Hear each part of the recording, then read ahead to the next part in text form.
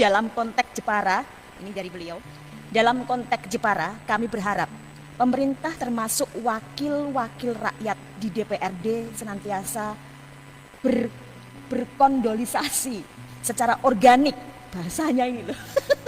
Iya, dengan masyarakat dan pemimpin-pemimpin informal masyarakat yang memang selalu ada bersama masyarakat di setiap harinya. Itu kemudian dilanjutkan, sekali lagi anugerah alam yang dimiliki Jepara adalah amanah dari Tuhan Yang Maha Esa untuk senantiasa kita jaga bersama untuk masa depan yang lebih baik dan lebih baik lagi. Ini berpuisi jadinya saya ini.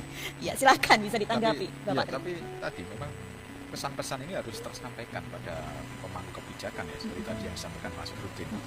Pemerintah itu ada eksekutif, legislatif, eksekutif dan yudikatif. Ya, ini tentu tadi peran ini harus dimaksimalkan.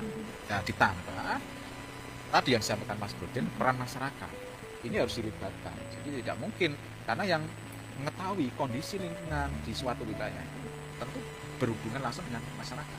Ini harus dilibatkan dalam suatu solusi ya, untuk mendapatkan solusi permasalahan lingkungan atau di wilayah tertentu harus ada keterlibatan masyarakat.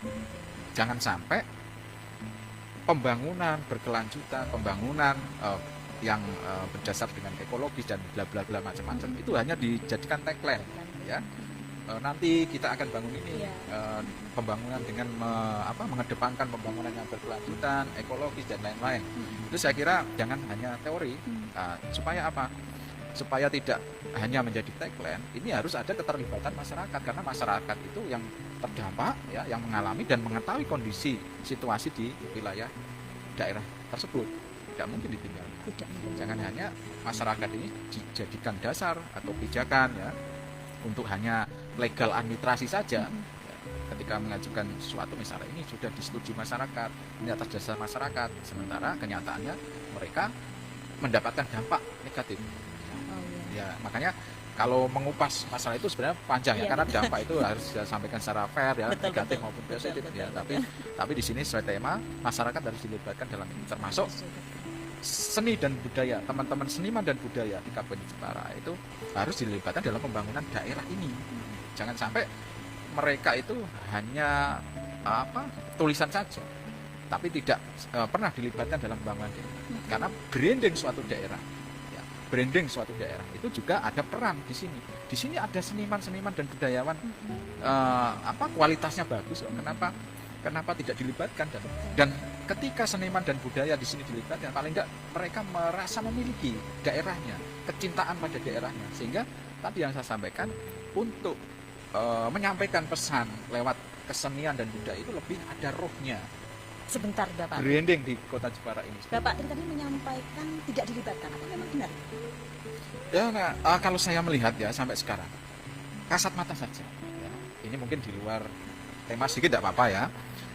Kasat mata saja. Branding Kota Jepara itu mau dibawa kemana? Padahal perdanya sudah ada, ornamen ukir misalnya, itu harus ada diterapkan di bangunan-bangunan.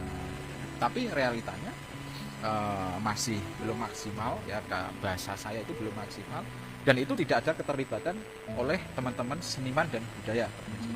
Andaikan mereka dilibatkan, saya kira Jepara ini brandingnya lebih ada rohnya, karena ketika sesuatu tadi Mas Brudin menyampaikan bahwa bahasa seni adalah bahasa hati. Ketika teman-teman seniman dan budaya dilibatkan dalam pembangunan atau branding suatu daerah Kabupaten Jepara ini, tentu rohnya muncul, bahasa hati, kecintaan mereka pada kota ini, daerah ini tentu akan dicurahkan di karyanya itu. Ya, terus tadi anugerah alam ini betul harus dijaga, jadi semua harus berperan di sini.